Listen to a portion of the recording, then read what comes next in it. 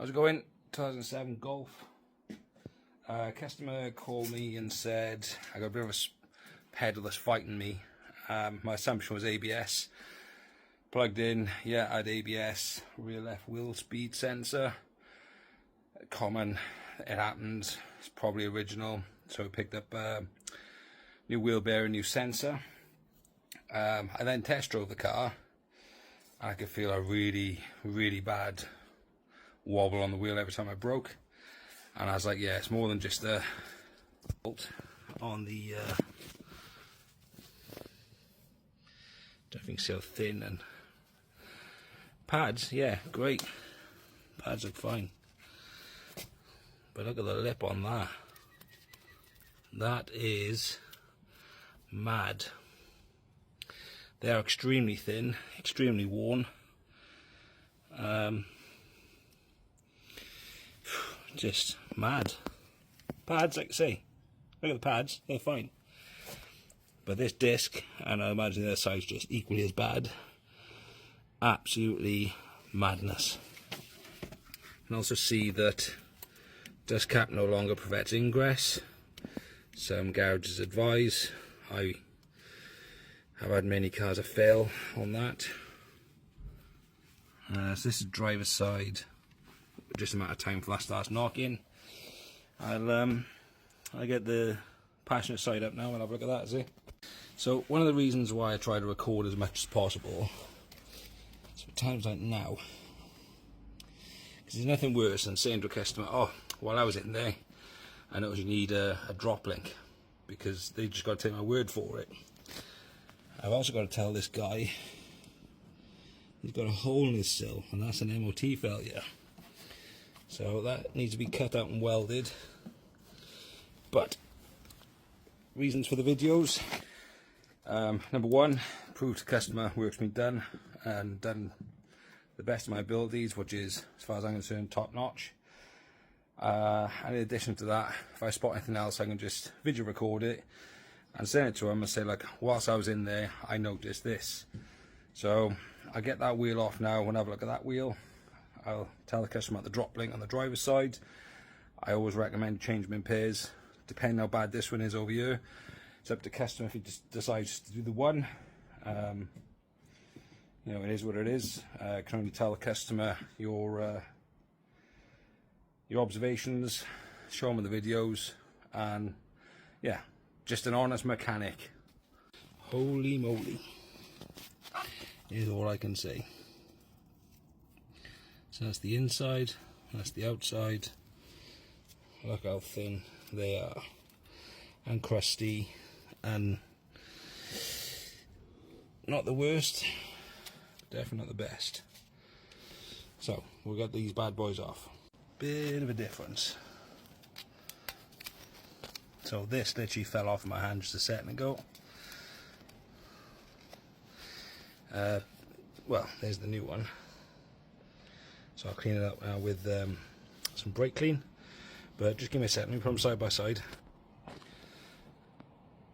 That's the thickness of a new normal pad.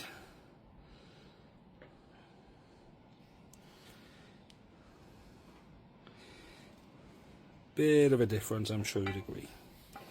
So let's get this done, get this car back and safe for the customer. So I'm sure everybody agree. New, greased, cleaned, done. So here we're at passenger side now. Equally as bad, very thin. Pads look good, don't get me wrong. But them discs, they are horrific. So yeah, let's get some new ones on. So this is passenger side.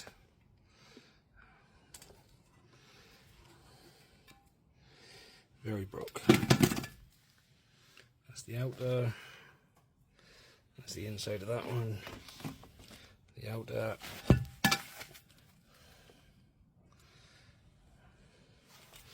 This particular side was rotten as hell. I don't know if you can see. Come on, focus, focus.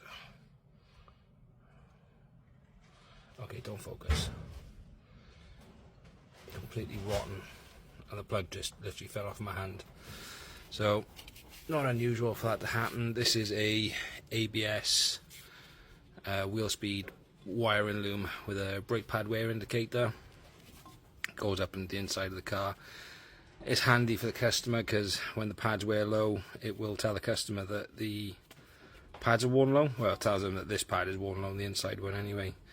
But what I'll do is I will advise the customer, but to be fair, I see this guy sort of once a year minimum, once every 18 months to do a service, so I'll keep it on the pads for him. And what we'll do is, using the correct software, we'll code this out and turn the light off. A couple ways of doing it. You can either just like snip and bridge the wires, or just plug the relevant machine in and code it out. The other thing I noticed was shock absorber slight leak, nothing major. Drop link was all good on this side. I remember doing a dry shaft on it. I know, maybe a CV joint actually once upon a time for him. Ball joint split. So yeah, she's a bit old, bless her. So we're going to clean this up now. Pretty straightforward job to do, to be fair. You've got two 7mm Allens that hold the caliper on. Caliper's just pushed back using a screwdriver. Caliper then comes down and out, and to get back in, it's in and up. Click click with your torque wrench. Disc will just whack off with a fist punch, and yeah, pretty straightforward job. Don't leave that dangling for too long. People in the comments will roast me for that, but nevertheless, it's only been there for what? A bit. So I'm going to clean this up, grease it up, put everything back together. All done, all dusted, nice and new. Bit of a difference. Just got to plug in and code that out now. So stick that back where it's supposed to be, code that out. I know fully well this customer's not going to want to change that. Just the same as they won't let me change that ball joint.